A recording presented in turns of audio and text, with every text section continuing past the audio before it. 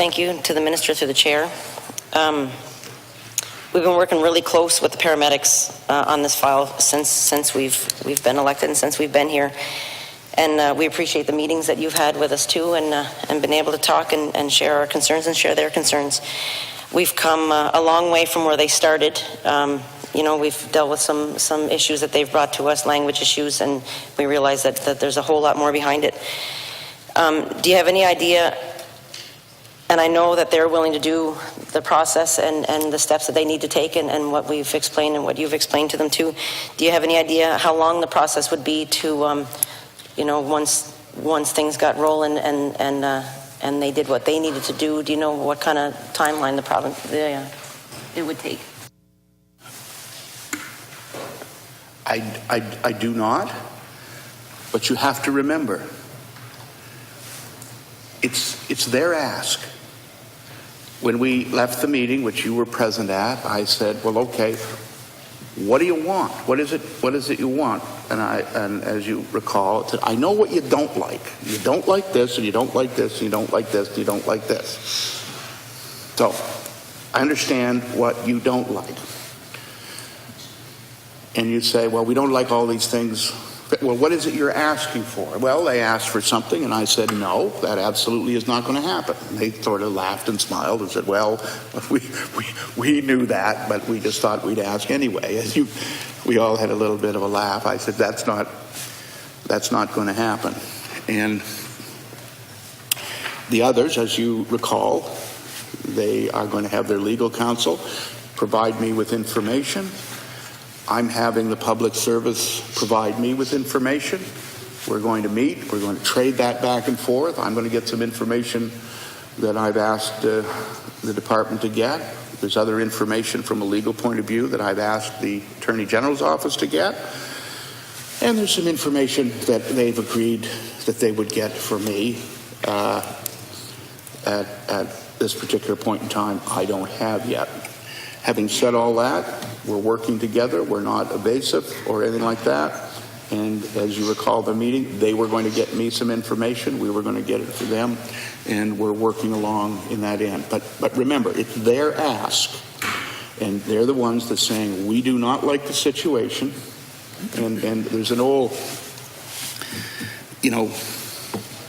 expression, he who wants must assert. You don't just say, I'm not happy, I want this, make my life happy. Well, no, they have to assert their case. They have to deal with CUPE. They have to separate themselves from that. There's a procedure that they have to take. And it's not just about coming to see me and saying, we're not happy. It is, well, okay, assert your position, articulate it, define what it is you're asking, what are the legal procedures to get to where you want to go, chart your course, and sail your ship. But it is essentially something that we're willing to work with. But again, they have to do their part. We're doing that. Had a good discussion. As you know, you were there. And we left, so I don't know the exact time because I don't know when I'm going to get the information, and we're working our way through that. But I know that we're diligent, we're on it, we're not evasive, I'm accessible. They have my phone number. They call any time. They've called about questions and issues, things like that. I met last weekend with individuals from their reclassification committee. Exchanged emails, clarified some points and things like that. So do I have an exact time? No. Is it underway? Yes.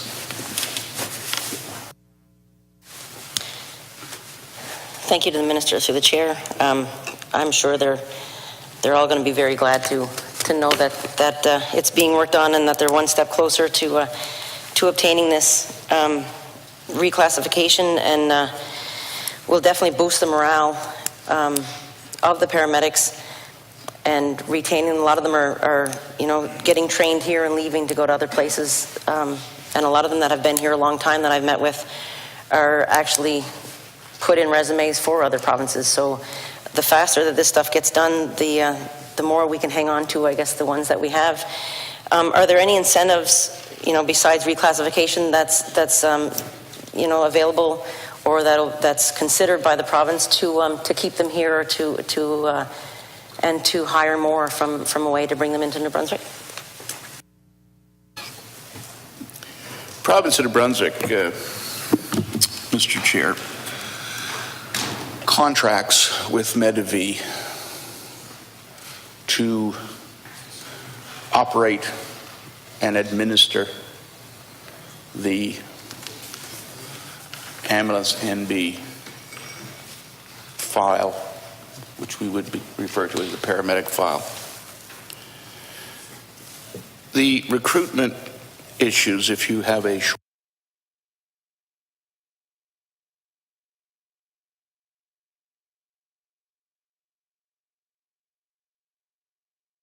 shortage, one of the first things that you need to do is expand the access to education. So you need to provide more facilities where people can learn, study, and be designated as a paramedic. Medivy has their own academy where they train paramedics, and for a period of time they produced a certain number of paramedics a year. Well, we need more than that.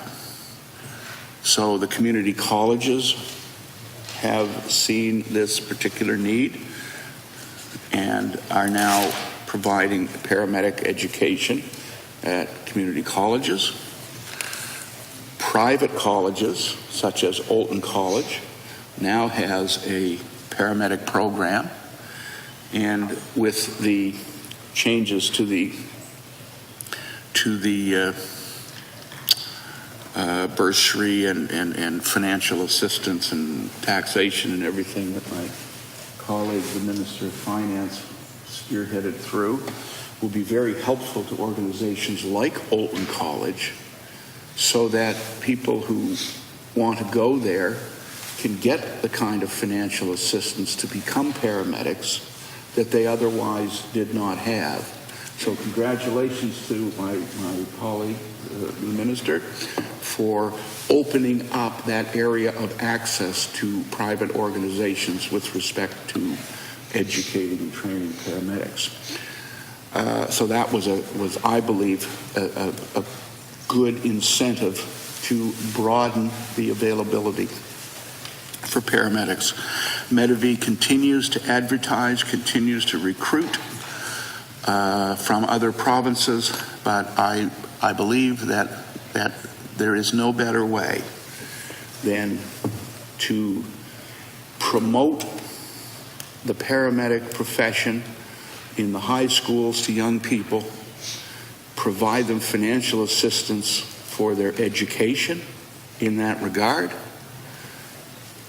help them achieve their designation so that they can then enter the profession and go to work immediately. And there are also challenges that any free society faces.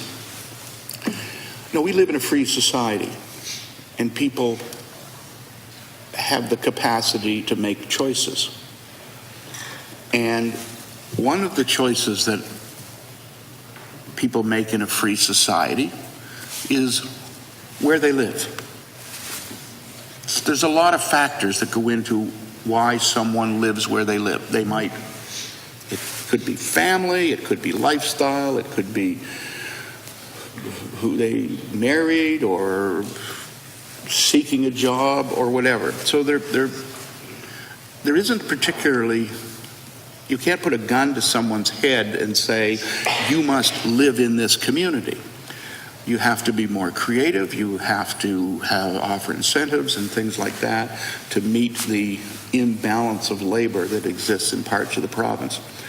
And again, it is easy to criticize, but you can't, as I say, put a gun to someone's head and tell them where they're going to live. And you can incentivize, you can do a number of things like that. So we have a shortage of people, but by the same token, we have people who want to have their own life choice as to where they want to live and what community in which they want to live. And those challenges exist, whether we like it or not. And if some politician stands up and tells you that he or she's going to wave a magic wand and make that go away, well, I would be skeptical. Are there things that can be done? Yes. Should we be diligent? Yes. Should we try to offer incentives? Yes. But we do have challenges that are going to exist which are fundamental to the nature of a free society and people making life choices as to where they want to live.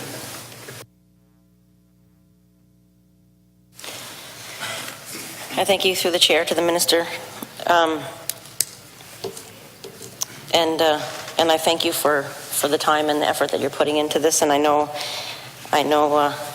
our whole slew of paramedics are thanking you too. And I know you're very open to discussions and open door policy, and we really appreciate that. Kind of changing the subject.